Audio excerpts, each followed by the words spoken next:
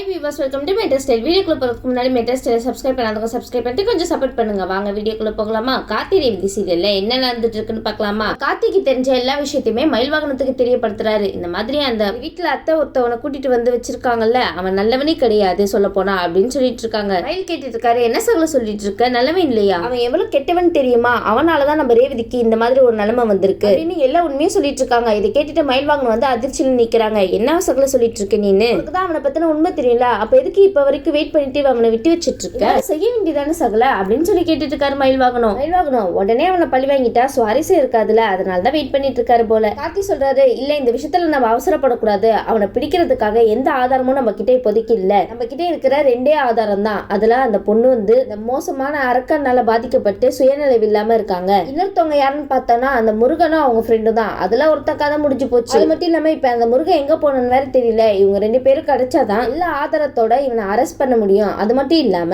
இவன் ரொம்ப மோசமானவன், இவன் நல்லவனே இல்ல அப்படின்னு சொல்லிட்டு அத்தை கிட்ட உண்மையை சொன்னா கூட அவங்க இப்போதைக்கு இருக்கிற சூழ்நிலைக்கு என் பேச்சை கேட்கவும் மாட்டாங்க, என் வார்த்தையை நம்பவும் மாட்டாங்க அப்படின்னு சொல்லிட்டு இருக்காரு நம்ம கார்த்தி. உங்க அத்தை இப்ப இருக்கிற சூழ்நிலைக்கு மட்டும் இல்ல, எப்பவுமே உங்க பேச்சை கேட்க மாட்டாங்க, அது மட்டும் தெரியுது. அவங்க வழியே ஒரு தனி வழியா போயிட்டு இருக்குதுன்னா பாத்துக்கோங்களேன். அத்தை என்ன சொல்லுவாங்க, இந்த கல்யாணம் நிக்கிறதுக்காக தேவையில்லாம போய் சொல்றியா அப்படின்னு சொல்லிட்டு பழிய தூக்கி நம்ம மேல போடுவாங்க. அவரோட கிளியர் ஆயிடும். அதனால இந்த தப்பை மட்டும் நம்ம பண்ணிடக்கூடாது. இப்ப மட்டும் அவனை பத்தின உண்மையை நம்ம சொல்ல ஆரம்பிச்சோம்னா கண்டிப்பா அவன் இங்கிருந்து எஸ்கேப் ஆயிடுவான். அது மட்டும் இல்லாம ரேவதியோட உயிருக்கே ஆபத்து அப்படின்னு சொல்லிட்டு இருக்காரு நம்ம கார்த்தி. பாத்தீங்களா மயில்வாகனம் சகல எப்படி முடிவு எடுக்கிறாருன்னு. அவர் அவசரப்படாம நிதானமா நல்ல தெளிவா முடிவு எடுக்கிறாரு. அதனாலதான் இவர் மாஸ் கார்த்தின்னு சொல்றாங்க. இப்ப புரியுதா நான் எதுக்கு பேசாம அமைதியா இருக்கேன் அப்படின்னு சொல்லிட்டு ஒரு பக்கம் கார்த்தி கேட்க, இன்னொரு பக்கம் மயில்வாகனம் வந்து சொல்றாங்க, ஆமா சகல நீ சொல்றது கரெக்ட் தான், நம்ம ஏன கூடமா ஏதாவது பண்ண போய் அவன் எஸ்கேப் ஆயிட்டானா அது அதை விட பிரச்சனை ஆயிடுமே அப்படின்னு சொல்லிட்டு இருக்காரு நம்ம மயில்வாகனம். அவனை பத்தின உண்மை மட்டும் உனக்கு தெரிஞ்சிச்சு அப்படின்ற விஷயம் அவனுக்கு தெரிஞ்சிச்சுன்னா கண்டிப்பா அவன் சும்மாவே இருக்க மாட்டான், ரேவதிக்கு ஆபத்து உண்டாக்குவான். அவனை பத்தின எல்லா எவிடன்ஸுமே கலெக்ட் பண்ண உடனே அவனை அரெஸ்ட் பண்ணிடணும், ஏன்னா அவனை விட்டு வச்சோன்னா அவ்வளவுதான் ஒரு வழி ஆக்கிடுவான் அப்படின்னு சொன்ன உடனே ஆமா நானும் அதனாலதான் அமைதியா இருக்கேன் அப்படின்னு சொல்லிட்டு கார்த்தி சொல்லிட்டு இருக்காங்க. கரெக்ட் கார்த்தி, அமைதியா இருந்தா கண்டிப்பா வெற்றி நிச்சயம். மயில் கேக்குறாங்க, சரி சகல நீ அடுத்து என்ன பண்ண போற, ஏதாவது யோசிச்சு வச்சிருக்கியா அப்படின்னு சொல்லி கேட்ட உடனே இல்ல இப்போதைக்கு அந்த முருகன் கிடைச்சாதான் எல்லா உண்மையும் வெளியே வரும், அது வரைக்கும் இப்போதைக்கு நம்ம அமைதியா தான் இருக்கணும் அப்படின்னு சொல்லிட்டு இருக்காங்க. சரி சகல நானும் வந்து அவனை ஃபாலோ பண்றேன், அவன் என்ன பண்றா ஏது பண்றா அப்டேட் பண்ற உனக்கு அப்படின்னு சொல்லிட்டு இருக்காங்க. இப்ப கார்த்தியும் சரின்னு சொல்லிடுறாங்க. உடனே இந்த சந்திரகலா இருக்காங்க பாத்தீங்களா, ஏதாவது ஒண்ணு பண்ணிட்டே இருப்பாங்கப்பா, இவங்களால சும்மா இருக்கவே முடியாது போலயே, அவங்களுக்கு வீட்டுல ஏதாவது வேலை கொடுங்கப்பா அப்பதான் அமைதியா இருப்பாங்க. நம்ம சந்திரகலா நேரம் சிவனாண்டியை தான் பார்க்க போறாங்க. சிவனாண்டி வந்து முருகனை வந்து அழைச்சிட்டு வந்துட்டு இருக்காங்க. முருகன் வந்து எல்லா விஷயத்தையுமே நம்ம சந்திரகலா கிட்ட சொல்றாங்க. சந்திரகலா இதை கேட்டுட்டு உடனே அதிர்ச்சி அடைறாங்கப்பா. அப்ப இந்த மருந்து தான் ரெட்டா அப்படின்ற உண்மை சந்திரகலாக்கு தெரிஞ்சு போச்சு. யாருக்கு தெரியணுமோ அவங்களுக்கு தெரிய மாட்டேங்குதுப்பா, தேவையில்லாதவங்களுக்கு எல்லாம் தெரிய வருது உண்மை. சரி இதனால இப்போதைக்கு என்ன பண்ணலாம் அப்படின்னு சொல்லி கேட்டுட்டு இருக்கோம். உடனே சந்திரா சொல்றாங்க, கண்டிப்பா இந்த கார்த்தி இந்த விஷயத்தை தெரிஞ்சுக்கிறதுக்காக முருகனை சும்மாவே விட மாட்டான், அவனுக்கு ஆல்ரெடி எல்லா விஷயமும் பாதி தெரிய வந்துருச்சு, அதனாலதான் இவனை துரத்திட்டு வந்திருக்கான். இப்ப அவன் என்ன நினைச்சிட்டு இருப்பானா, இந்த கல்யாணத்தை எப்படியாவது நிறுத்தியே ஆகணும் அப்படின்னு சொல்லி தான் அவன் நினைச்சிட்டு இருப்பான். சந்திரகலா இப்போன்னு இல்ல எப்பயுமே நாங்க கல்யாணத்தை நிறுத்தணும் தான் நினைச்சிட்டு இருப்போம், என்ன பண்றது அப்படின்னு சிவனாடி கேட்கிறாரு. உடனே சந்திரகலா சொல்றாங்க, இந்த கல்யாணத்தை நம்ம எவ்வளவு சீக்கிரமா நடத்த முடியுமோ அவ்வளவு சீக்கிரமா நடத்தி முடிக்கணும். ஆனா உங்க அக்கா வந்து இந்த மருந்தை பத்தி தெரிய வந்துச்சுன்னா அவளே இந்த கல்யாணத்தை நிறுத்திடுவாளே, நீ என்ன பண்ண போற அப்படின்னு சொல்லிட்டு சிவனாண்டி ஒரு பக்கம் கேட்டுட்டு இருக்காரு. சிவனாண்டி அது அக்கா தங்கச்சியோட நீங்க எதுக்கு தலையிடுறீங்க, இல்ல அப்படி மட்டும் இந்த கல்யாணம் நின்ற கூடாது, கார்த்தினால கூட யோசிக்க முடியாத அளவுக்கு அந்த அளவுக்கு நம்ம இந்த கல்யாணத்தை நடத்தியே ஆகணும், ஆனா இதை பத்தி நான் அக்கா கிட்ட போய் சொன்னா அவளுக்கு கண்டிப்பா சந்தேகம் வந்துடும் அப்படின்னு சொல்லிட்டு இருக்கவும் சந்திரகலாக்கு ரொம்ப சூப்பரான ஒரு யோசனை வருதுப்பா. என்ன சந்திரகலா இந்த பிளானாவது ஒர்க் அவுட் ஆகுமா? சந்திரா சொல்றாங்க, நம்ம சொன்னாதானே அக்கா நம்ப மாட்டா, ஆனா இந்த ஜாதகம் ஜோசியம் சாமியாரு இதெல்லாம் அவளுக்கு ரொம்ப நம்பிக்கை இருக்கு, அந்த மாதிரி ஏதாவது ஒரு விஷயத்த அவகிட்ட சொன்னா கண்டிப்பா இந்த விஷயத்த அவளே கேட்பா அப்படின்னு சொல்லிட்டு இருக்காங்க சந்திரா. ஏன் சந்திரா அக்காவை பத்தி நல்லா புரிஞ்சு வச்சிருக்கீங்களே, அவங்களும் இந்த விஷயம் எல்லாம் உண்மை நினைச்சுல ஏதாவது பண்ணிட்டு இருப்பாங்க. உடனே முத்துவேல் சொல்றாரு, என்னோட மருமக யாரு சூப்பரான பிளான் போட்டிருக்கான்னு நினைக்கிறேன் அப்படின்னு சொல்லி கேட்ட உடனே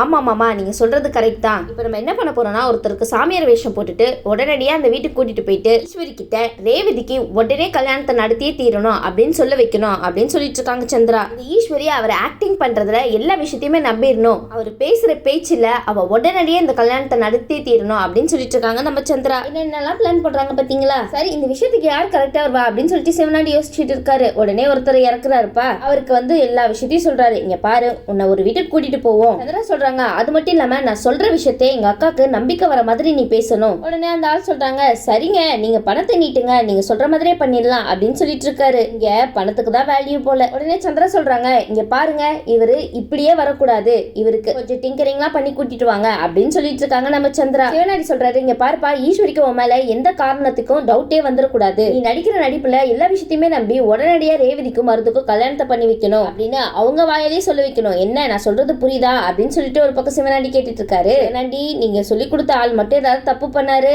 ஈஸ்வரி இந்த காணா துணிய காணான்னு ஓட விட்டுருவாங்க பாத்துக்கோங்க. உடனே அந்த ஆள் சொல்றாங்க, நீங்க என்ன நினைச்சிட்டு இருக்கீங்க என்ன பத்தி? நான் நாடகம் ஆடுறதுல கில்லாடியாச்சே. ஆமா ஆமா, இன்னும் கொஞ்ச நேரத்துல பார்க்க தானே போறோம் கில்லாடியா இல்லையான்னு. இங்க பாருங்க சார், நீங்க ஒன்னும் பயப்படாதீங்க. நான் நடிக்கிற நடிப்புல உடனடியா உங்க பொண்ணுக்கு கல்யாணம் பண்ணி வைக்கிறாங்களா இல்லையான்னு மட்டும் பாருங்க அப்படின்னு சொல்லிட்டு இருக்காங்க. சந்திரா சொல்றாங்க, சரி நான் இப்ப முன்னாடி போயிடுற வீட்டுக்கு, நீங்க கொஞ்ச நேரம் கழிச்சு வாங்க. நம்ம 2 பேரும் ஒன்னா போனோம்னா கண்டிப்பா சந்தேகம் வந்துரும். ஆனா கரெக்டா நடிக்கணும், சொதப்ப கூடாது, என்ன புரியுதா அப்படின்னு சொன்ன உடனே, என்ன மேடம் நீங்க என்ன பத்தி நினைச்சிட்டு இருக்கீங்க, எப்படி அசத்துற மட்டும் பாருங்க, நீங்க போங்க, நான் உங்க பின்னாடியே வரேன் அப்படின்னு சொல்லிட்டு இருக்காரு. நம்ம சந்திரகலா வீட்டுக்கு வந்து சேர்ந்துறாங்கப்பா. கொஞ்ச நேரத்துல சொன்ன மாதிரியே அந்த சாமியாரும் பின்னாடியே வந்துடுறாரு ஆக்ட் பண்றதுக்காக. உடனே அந்த சாமியார் வந்ததுக்கு அப்புறம் சாமுண்டீஸ்வரி அவங்கள பார்த்து கேக்குறாங்க, நீங்க யார் சாமி அப்படின்னு சொல்லி கேட்ட உடனே இங்க நடக்கிற விஷயத்தெல்லாம் கொஞ்சம் எடுத்து விடுறாங்க. அவங்க சொல்றாங்க, உன் பொண்ணுக்கு நீ கல்யாணம் ஏற்பாடு பண்ற, அதனால இந்த மாதிரி விஷயம் எல்லாம் பண்ணிக்கிட்டு இருக்க, நான் சொல்றது கரெக்டா அப்படின்னு சொல்லி கேக்குறாங்க. சாமுண்டீஸ்வரி நம்புற மாதிரி சில பல விஷயத்தெல்லாம் அடைச்சு விடுறாங்கப்பா. ஈஸ்வரி நம்பாதீங்க, அவங்க சந்திரா கூட்டிட்டு வந்த ஆளு. நம்ம ஈஸ்வரிக்கும் சாமியார் மேல ஒரு நம்பிக்கை வருதுப்பா. உடனே சந்திரா நினைக்கிறாங்க, நம்ம பிளான் போட்டது கரெக்டா ஒர்க் அவுட் ஆகுது, அக்கா உண்மையான சாமியார் நம்பிட்டா போல அப்படின்னு சொல்லிட்டு மனசுக்குள்ளேயே நினைச்சிட்டு இருக்காங்க. என்ன சந்திரா,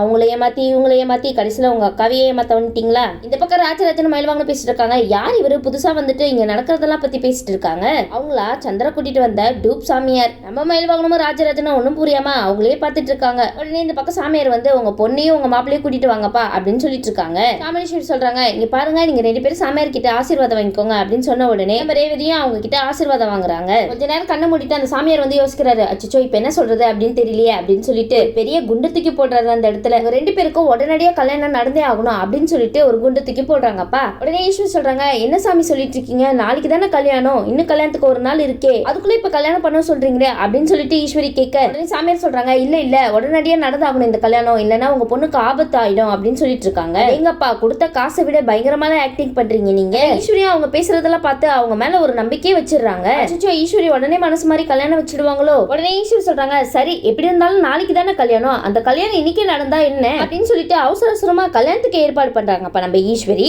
கேட்டு நம்ம ரேவதி அதிர்ச்சி ஆகுறாங்க. என்னப்பா நீங்க, அவங்க என்ன பொம்மையா, நீங்க சொல்றதுக்கெல்லாம் தலையாட்டுறதுக்கு அவங்களும் ஒரு மனுஷன் தானே, அவங்களையும் மதிங்க. என்ன ஈஸ்வரி நீங்க யார் சொன்னாலும் கேட்டுருவீங்க போலியே, உங்களுக்குன்னு தனியா சொல் புத்தி சுய புத்தின்னு எதுவுமே கிடையாது என்ன? யார் என்ன சொன்னாலும் பொம்மை மாதிரி நீங்களும் தலையாட்டிட்டு இருக்கீங்க. என்ன விஷயமும் செய்யறதுக்கு முன்னாடி கொஞ்சமாவது யோசிங்க ஈஸ்வரி. அவன் 1000 கதை கட்டுவான், அதெல்லாம் நம்பிட்டு உங்களோட பொண்ணோட வாழ்க்கையை வீணாக்க போறீங்களா என்ன? ஈஸ்வரி சொல்றாங்க, சரி எல்லா ஏற்பாடையும் ஃபாஸ்டா பண்ணுங்க அப்படின்னு சொன்ன உடனே சந்திரா சொல்றாங்க, அக்கா எல்லா ஏற்பாடும் ஆல்ரெடி ரெடியா தானே இருக்கு அப்படின்னு மனசுக்குள்ள சொல்லிட்டு சந்தோஷப்பட்டு இருக்காங்க நம்ம சந்திரா. சந்திரா சொல்றாங்க, எப்படியோ இவன் சொல்றத அக்கா நம்பிட்டா, நீ நம்ம ரூட் கிளியர் ஆயிடுச்சு, இவ யாரு என்ன சொன்னாலும் நம்புவா போலயே, இவளை ஏமாத்துறது ரொம்ப ஈஸியான காரியமாச்சு அப்படின்னு சொல்லிட்டு நினைச்சிட்டு இருக்காங்க சந்திரா. உடனே ராஜராஜன் வந்து ஈஸ்வரி கிட்ட கேக்குறாங்க, ஈஸ்வரி நீ என்ன நினைச்சிட்டு இருக்க, உன் இஷ்டத்துக்கு எல்லாம் பண்ணிட்டு இருக்க, நாளைக்கு தானே கல்யாணம், அதுக்குள்ள உனக்கு என்ன அவசரம் அப்படின்னு சொல்லி கேட்ட உடனே சாமியார் சொல்லிட்டாங்க, ரேவதியோட உயிருக்கே ஆபத்து, என்னோட பொண்ணு நல்லா இருக்கணும்ன்றதுக்காக தான் நான் இந்த கல்யாணத்தையே பண்றேன், அது இன்னைக்கு நடந்தா என்ன நாளைக்கு நடந்தா என்ன, எப்படியே இந்த கல்யாணம் நடக்க தானே போகுது அப்படின்னு சொல்லிட்டு அவங்க பட்டக்கே கேஷுவலா போறாங்க. ஈஸ்வரி வந்து ரோகிணி கிட்ட சொல்றாங்க, இங்க பாரு ரோகிணி, ரேவதிக்கு வாங்கி வச்ச கல்யாண புடவை அவகிட்ட கொடுத்தா அழகா அலங்காரம் பண்ணிட்டு வா அப்படின்னு சொல்லிட்டு இருக்காங்க. அப்படின்னு ஈஸ்வரி இவங்க கிட்ட சொல்ல, இன்னொரு பக்கம் மருது மாப்பிளைய பார்த்துட்டு, இங்க பாருங்க மாப்பிள்ள, உங்களுக்கு வாங்கி வச்ச ட்ரெஸ் போட்டுட்டு சீக்கிரம் நீங்களும் ரெடி ஆயிட்டு வாங்க அப்படின்னு சொல்லிட்டு இருக்காங்க. நம்ம ஈஸ்வரிக்கு அவ்வளவு சந்தோஷம்ப்பா. உடனே இவனும் சிரிச்சுக்கிட்டு சரிங்கத்த அப்படின்னு சொல்லிட்டு தலையாட்டிட்டு போயிட்டு இருக்காங்க. ஏன் மருது கொஞ்சம் கூட வெக்கமான சூடு சொன்ன எதுவுமே இல்ல உங்களுக்கு? நம்ம ஈஸ்வரிக்கு அதை விட சந்தோஷம்னா சொல்லவே முடியல. எப்படியோ நம்ம நினைச்சது சீக்கிரமா நடக்க போகுதுப்பா அப்படின்னு சொல்லிட்டு, ஈஸ்வரி அவசரப்படாதீங்க, நடக்குதா இல்லையான்னு வெயிட் பண்ணி பாருங்க.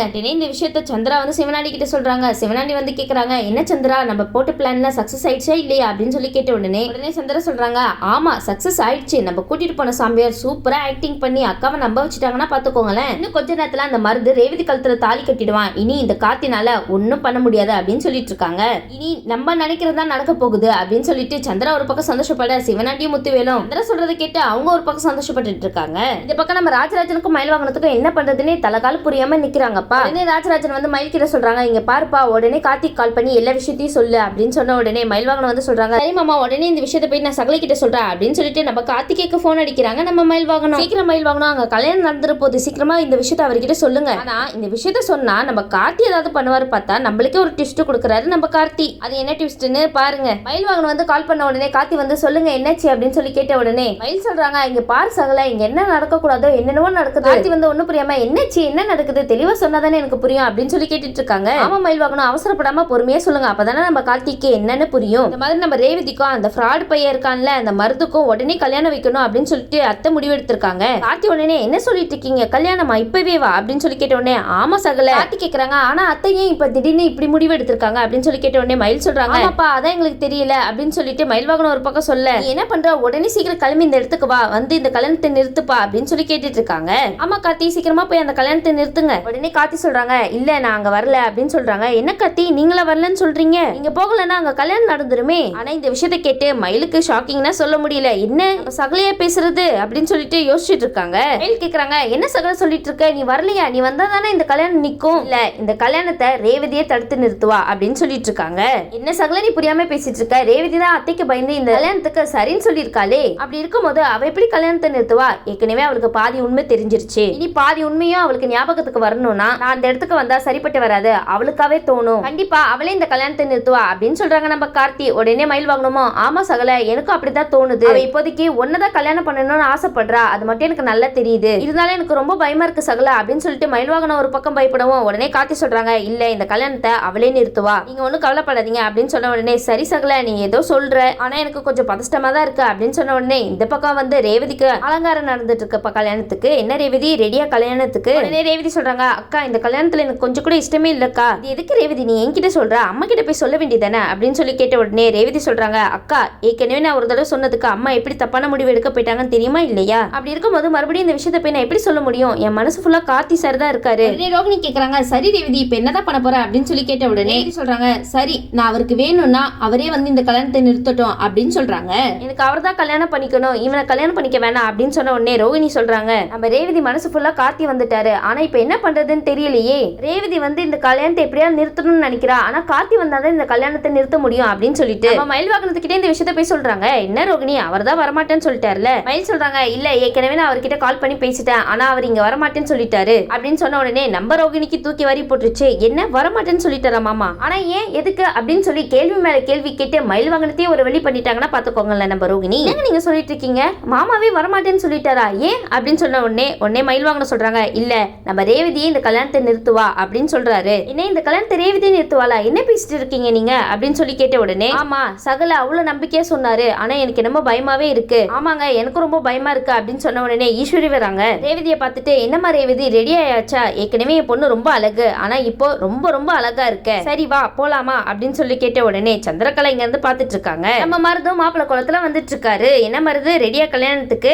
இல்ல கார்த்திகிட்ட அடி வாங்குறதுக்கு ரெடியா, ஆமா கூட பிறந்த அண்ணனுக்கு கல்யாணம், இந்த சூரியகலா எங்க போனாங்க, இன்னொரு பக்கம் என்ன நடக்க போகுது ஏது நடக்க போகுதுன்னு ரொம்ப பதஷ்டமா இருக்காங்க நம்ம ராஜராஜன் ரோகிணி மயில் வாகனமும். கவலைப்படாதீங்க நல்லதே நடக்கும். உடனே வீட்டுக்குள்ள எல்லா கல்யாண ஏற்பாடும் நடந்துட்டு இருக்குப்பா, எல்லாரும் ரொம்ப பரபரப்பா இருக்காங்க. இதே பரபரப்போட நம்மளும் வெயிட் பண்ணி பார்க்கலாம் மருதுக்கும் ரேவதிக்கும் கல்யாணம் நடக்குதா இல்லையான்னு. இந்த வீடியோ உங்களுக்கு பிடிச்சிருந்துச்சுன்னா மறக்காம மெட்ரா ஸ்டைல லைக் பண்ணுங்க, ஷேர் பண்ணுங்க, சப்ஸ்கிரைப் பண்ணிடுங்க. தேங்க்யூ.